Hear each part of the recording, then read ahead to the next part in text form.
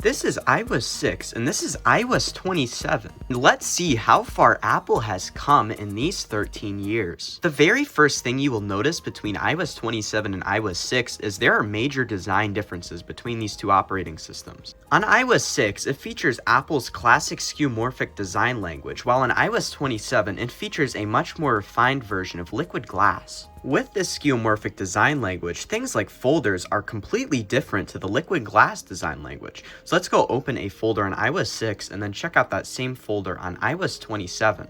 So you can see in iOS 6, it features a much more textured and less glossy look, while on iOS 27, it features a all glass and very glossy look here. In settings, the layout is pretty much the same, although of course there are a bunch of other new features on iOS 27 and a much more flatter looking design with a glass bar towards the bottom, while on iOS 6, it is just straight skeuomorphism and texture, and it's quite classic looking. Things like the music app both have massive differences in terms of design.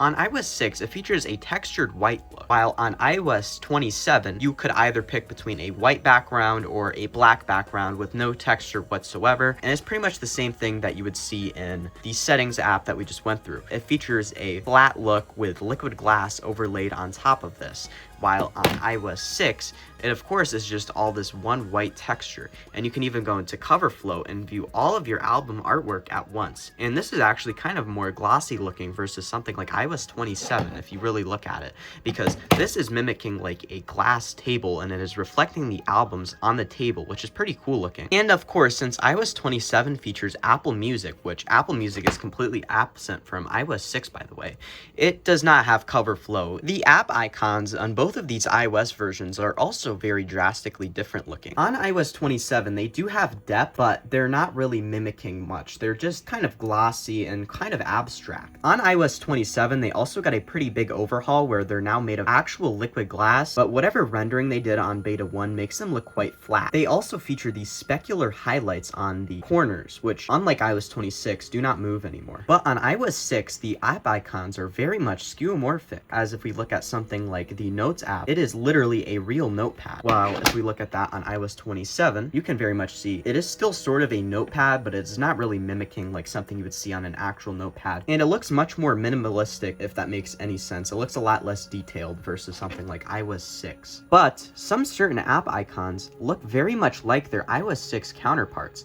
So you see that camera icon right there, right? Well, let's go look at that same camera icon on iOS 6. Looks very familiar, right? On previous flat iOS versions, it would look more like this, although it is a bit different on other iOS versions like iOS 11 and up, as the app icon is not quite the same as you'd see on iOS 7. And if we look at some more app icons, you can see things like the Maps app has a much more glossy and glassy look, while on iOS 6 it features a much more skeuomorphic look while depicting someone driving off an overpass. The Weather app is also different on both iOS versions, as on iOS 27 you can have it as both a widget and an actual app on the home screen. While on iOS 6, of course, it is just a app on the home screen, as there's no widget option on iOS 6. But let's go check out the Weather app on the inside on both of these iOS versions. On iOS 6, the information that you get for the weather is much more minimal, while on iOS 27, you get a ton of information, so you can see a ton more days for the temperature. It also even has an option for the radar, while of course that is completely absent from iOS 6. It also shows you things like air quality, wind, the moon, sunset, UV index, feels like temperature, averages for the day, precipitation, visibility, humidity, pressure, and other things. So it is not quite as minimal as something that you would see on iOS 6, as here you would just get the temperature, of course, and your hourly forecast. Although the one thing that has not really changed between both of these iOS versions in terms of design, it will always show you the weather condition with some sort of effect. As you can see in Cupertino right now, it is very sunny, and it shows a sunny effect. And on iOS 6, it shows Cupertino also being sunny, so it shows a sunny effect. And this can be changed with the weather, of course. So like if it was raining, it would show raining and other cool stuff like that. And it just feels pretty immersive in my opinion. Let's now look at the most essential thing on both of these phones, that being the phone app. As, I mean, it's a phone. You call somebody with a phone. And you can see the differences between these are pretty big. On iOS 27, of course, it shows your liquid glassy look with glass floating on top of a blank background, while on iOS 6 it has a ton of shadows and it's all built into like one layer, and it overall looks a lot cooler in my opinion versus something like iOS 27. Now I would go through my contacts and everything on here, but of course I use this phone, so it's gonna show all my contact information. Let's go back and go look at these notes apps on both of these iOS versions. On iOS 6 it is just a blank skeuomorphic notepad, and all you can do really is just type on it. While on iOS 27 you can do things like checklists. You can make, I don't even know what you would call this, another checklist? I don't know. You could add photos and documents, and you could even draw on here. So not quite as minimal as iOS 6, although in terms of design this is the exact opposite of minimal, as of course on iOS 26 you just get your liquid glass look on top of the notes app, which is not really textured and it just shows a plain document. While on iOS 6 of course you get the notepad and everything, you get your skeuomorphic keyboard, but you don't have as nearly as many features as iOS 27. Let's also go back and take a look at the camera app on both of these iOS versions.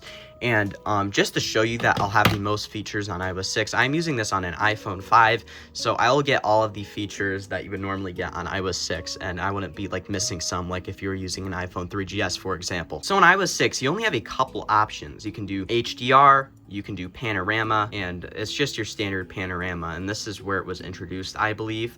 And you get some other options for like grid. I'm not sure why you would want to use this, but it is there. And you can flip the camera, of course, and you can turn on your flash, you can turn off your flash, so it's quite minimal, and you can also change it to video. But of course, phones and their operating systems have changed a ton over a bunch of years. So on iOS 27, you have a ton of options for different things. So you can go to slow-mo, you can go to time-lapse, you can go to video, your photo, portrait, pano, all of that. And there's also options for things like grid like you normally would see, and you would get a ton of other options, like you can change your exposure, your level, your format, etc. Let's also go into things like the photo app. On iOS 6 it is much more minimal, and you can see things like your camera roll and a bunch of stuff that you've synced up with iTunes. While on iOS 27 you get your camera roll, of course, and you can see a bunch of other stuff, but of course I can't show that because it's just all my personal stuff. Although the one thing I will show you is this image of Scoobert, and he is free and heading to O-Block. Let's also take a look at something like the notification center.